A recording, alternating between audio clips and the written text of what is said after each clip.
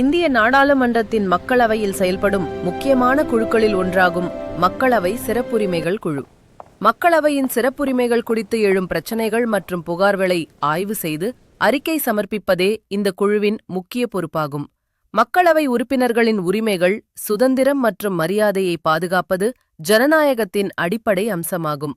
உறுப்பினர்கள் தங்களது கருத்துக்களை சுதந்திரமாக வெளியிடவும், மக்கள் நலனுக்காக விவாதிக்கவும், எந்தவித அச்சமும் இல்லாமல் செயல்படவும் இந்த சிறப்புரிமைகள் உதவுகின்றன.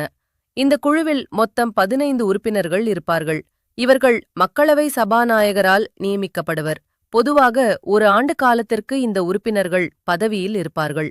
குழுவின் தலைவரையும் சபாநாயகர் நியமிப்பார். ஒரு உறுப்பினரின் சிறப்புரிமை மீறப்பட்டதாக புகார் வந்தால் அது முதலில் சபாநாயகரால் பரிசீலிக்கப்படும்.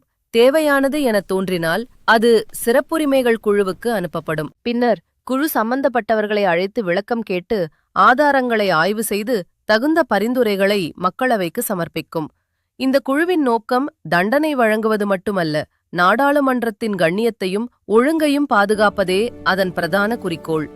உறுப்பினர்கள், அதிகாரிகள் மற்றும் வெளி உலக நபர்கள் யாராக இருந்தாலும் நாடாளுமன்றத்தின் சிறப்புரிமைகளை மீறினால் அதற்கு எதிரான நடவடிக்கைகளை பரிந்துரைக்கும் அதிகாரம் இந்த குழுவிற்கு உள்ளது.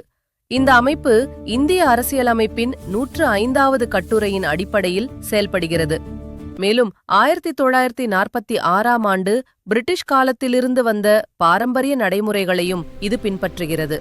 முடிவாக, மக்களவை சிறப்புரிமைகள் குழு என்பது ஜனநாயகத்தின் மதிப்பையும் சட்டமன்றத்தின் சுதந்திரத்தையும் பாதுகாக்கும் முக்கிய அமைப்பாகும்.